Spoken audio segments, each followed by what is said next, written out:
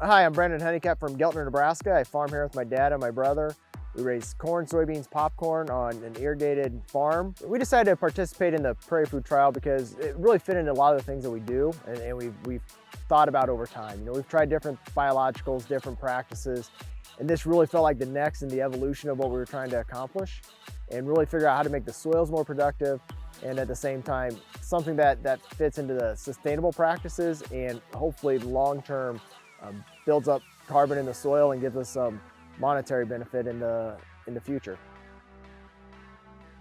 One of the things that we discovered through some root digs was there were some interesting things with root mass, and after this windstorm, as the corn leaned over and was coming back up and shot out new roots to hold itself up, that there were some probably more roots available for that and some other things going on that I'd honestly never seen before, and it was really interesting to see, and we think it's attributed to PrairieFood. On the bigger root masses, I think a little bit of it is you have two different scenarios going on. One is increased nutrient uptake, and the other one is when we have these brace roots growing out that help hold the plant up.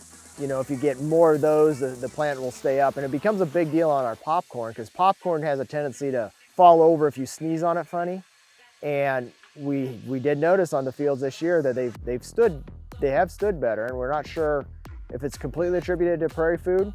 We think it might be. That's a big benefit to those of us who grow crops like popcorn.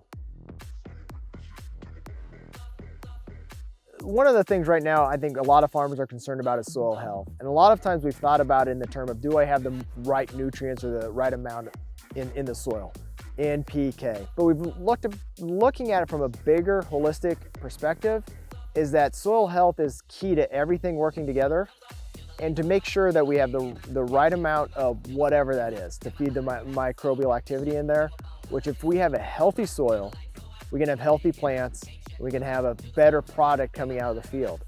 And so it all starts at the soil.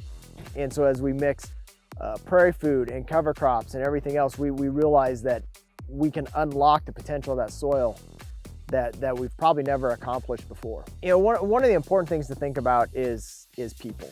And it's not just the farmers succeeding, that's important. That is very important to make sure that we have the next generation of farmers coming back. But it's also thinking about from the standpoint of the planet and how is it we're interacting with everybody. And that starts at soil and making sure that we have good, healthy, clean soils so we're not polluting the water supply. We're not causing undue harm to our neighbors, because those of us who live in small communities, we're a small community. We've got to make sure we're looking out for our neighbors and that they have the access to clean water and clean soil just like I do. And that, as we start here in one local area, that moves on down into the next river stream, that moves on into the Gulf of Mexico. And that's very important, and we have to keep that in mind that as much as I want to make a profit, I also want to protect the people. One of the great things we've been thinking about is how do we make profit on the farm? That is a lot of what it comes down to, is we need to be able to farm the next year.